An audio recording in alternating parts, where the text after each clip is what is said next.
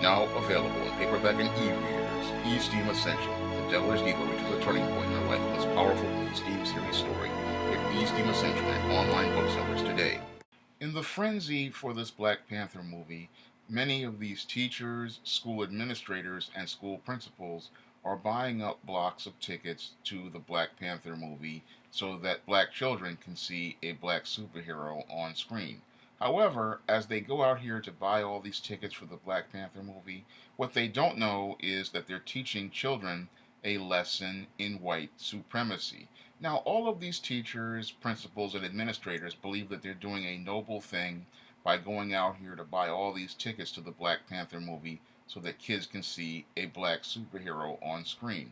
However, what they're doing by doing this is teaching a lesson behind the scenes. And that lesson is that in order for a black superhero to have value, they have to come from a white institution like the Disney Corporation.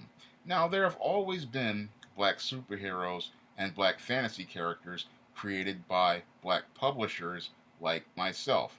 And those books are readily available on Amazon.com, BarnesandNoble.com, Smashwords, or any sort of platform for people to purchase on a regular basis. So, getting African American fantasy, science fiction, or comic books created by black creators is not a real challenge.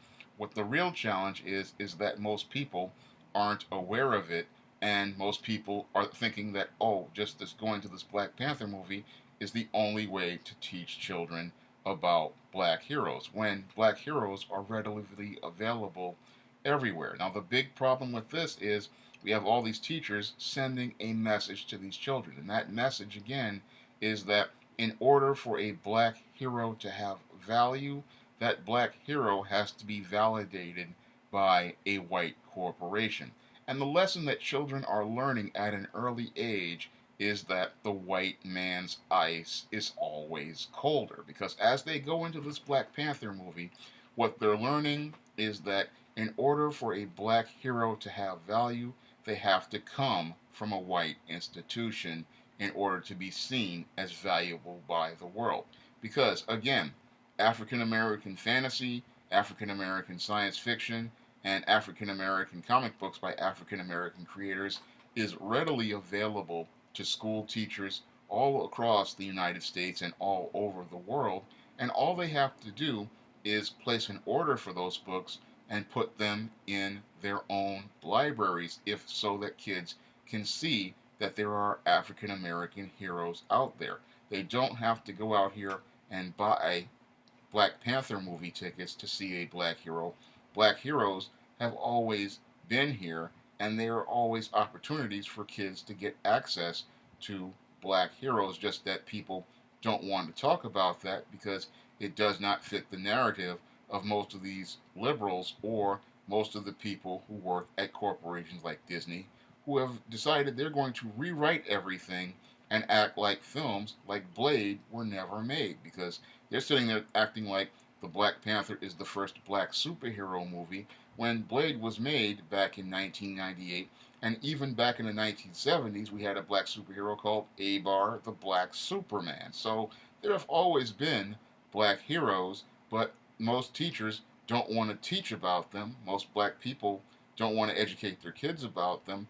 And this is the big problem, because all we do when we go out here and support films like Black Panther by buying blocks of tickets is what we're sending a message to the world that white supremacy has more value in the black community than black pride. Because a lot of people say they're going out here to buy these tickets as a statement of black pride, but in actuality, what they're doing is teaching their children white supremacy. Because if you can't go out here and buy the black products by the black creators, then you're not really expressing real black pride. Because real black pride is going out to try to find those products created by those black fantasy writers, those black science fiction writers, and those black comic book creators, and spending money on them first, then going to see the Black Panther movie second, because that shows that your priorities are straight as related to the black image. But most black people and most black teachers,